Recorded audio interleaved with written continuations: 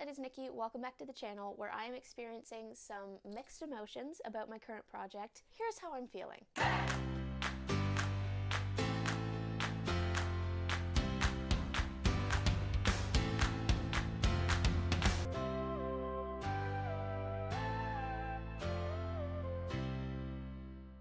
So I know I mentioned this on Thursday's live stream, and yes, I did do a live stream with Candace. We streamed on Thursday night. I found it really productive. I think she found it really productive, and based on the numbers, I think that the people who joined us were able to get a lot done during that time too, and thank you again to all of you who did drop by. It was so awesome to have you. And if you would like to see that or sprint along with us, you can find it right here, minus the part where I had my computer on mute and couldn't hear Candace by no fault of her own. I figured the world doesn't need to see that. But if you prefer your live streams live, which is completely understandable, stay tuned because I think Candace and I are planning to do another one next week, and I would like to do more of them in the evenings, even if it's just myself, because I've realized that that is the best way for me to maintain consistent productivity. Anyway though, mentioned on Thursday's live stream that I finished my rewrite of Operation Fantasy Revamp, which is huge. I mean, I think I've been working on it for less than a year. I was able to finish it within the time frame I set for myself. Definitely went through a high when I actually got to the end in time, a day before the deadline. I was really pumped about it.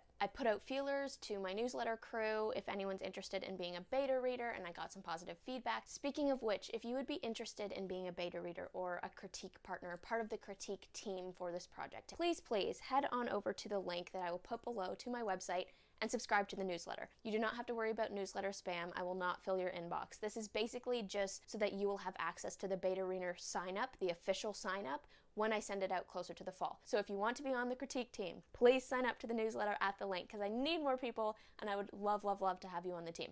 Now, it was pretty nerve-wracking when I did send out the message. Like I had been telling myself for this entire project from the beginning, I am going to consult beta readers. I'm going to bring in readers for feedback. I'm going to get it critiqued instead of just going by my own instincts. All that said, when it actually came to writing the email and saying, hey guys, you know, the story is getting to a point where it's almost ready for readers. Is anyone interested? That just made it feel really real and really scary. However, as they say in one of my favorite Broadway songs, sometimes you have to do the hard thing that's the right thing, and I'm confident that this is the right thing. I've made the mistake in the past where I've just gone purely solo. So I didn't want to make that mistake again because it was the safe choice in that it protected my feelings. I was scared of the story being ripped apart or getting negative feedback, but it was the bad choice because it didn't strengthen me as a writer, it didn't strengthen the story, and it just wasn't a realistic choice for someone who would love to be a full-time writer. Like, guys, if you're in that spot with me, we need to get over this. Writing is like a communal process. We can't do it solo. Editing is part of writing. If you're going into it professionally, there's going to be an editor involved who is going to be critiquing your stuff, our stuff. So we need feedback and we need to learn how to take feedback, and the only way we can learn how to take feedback is by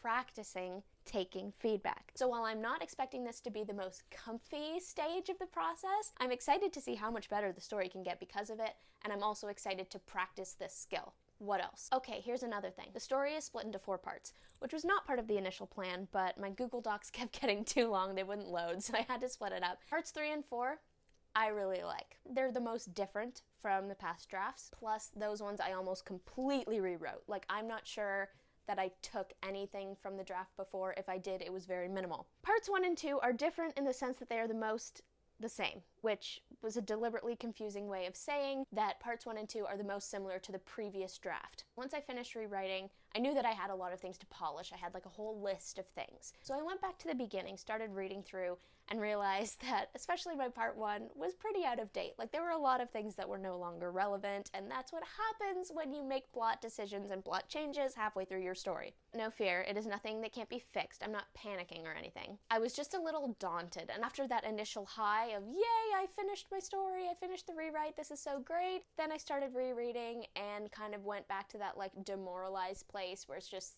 you feel like this is the never-ending project. Every time I get through a draft or finish something, then you just go back and realize there's so much more to do, and it just feels like a constant, endless cycle of write and then fix and then write and then fix. But I have always told myself from the beginning of this rewrite that this is a project I do not want to rush. I want to take these things in stride. I want to roll with the punches. I want to trust God with the timeline of this project. And so with his help, That is what I intend to do, and I want to enjoy every stage of the process. And it's funny how God works, because over the past couple days, I've tried to just like attack it, just get into it, start editing, and my feelings about the project have actually changed. Like, I've been enjoying the editing process, enjoying some of the changes I'm making. For instance, I took in part 1 a mushy-gushy moment that I never liked between a father and son character. I ended up chopping a bunch of stuff from it, like really hacking it up and removing a lot, and taking a moment that was like really tender and sensitive before and making it still tender but a little more awkward, with a little more of a disconnect. Like, neither of the characters is able to say what they want to say, or, you know. Because not to stereotype guys, but I do have 3 brothers, and I just feel like in this scene all along, I have made both of those characters a little too competent at expressing their feelings. This feels more realistic, and immediately I felt like 1,000 times better about part 1 and about the project in general, which tells me that that was something I really hated in past drafts, and I'm really just so pumped that after all of these drafts, I've finally figured out how to make it better. So that was like a pick-me-up that I needed in the editing process, to just remind me, like, this is fun. It's fun to make it better and to get that satisfaction out of finding and identifying that thing that's bugging you and just destroying it. Also, I had a little story sesh with Reggie and my brother the other night, where I was kind of talking through some of the other problems that I was working with. So my brother and I were able to sort of plot storm some ideas to incorporate. Sometimes when you think about adding things to a story or the editing process, it can just be like I'm so overwhelmed. And that's sort of how I was feeling at first. But I just feel like through talking to people, through letting it sit, or through just pushing through and attacking the story, God has just been encouraging me, and He's giving me like an excitement to work on it, to fix those little things, so that I can send it out to beta readers. So that's my little emotion brain dump for the day. Thank you so much for watching this video, guys. I hope you enjoyed it. Feel free to like and subscribe and comment below with how you normally feel when you reach the end of a draft and you enter the editing stage. Is it like, yes, editing, or is it like, ugh? Either way, I have been in both places and I totally understand. How do you get through that? Stay tuned for more live stream announcements if you would like to join Candace and I in our productivity writing sprints. And as always, do not forget to spend some time in the clouds today.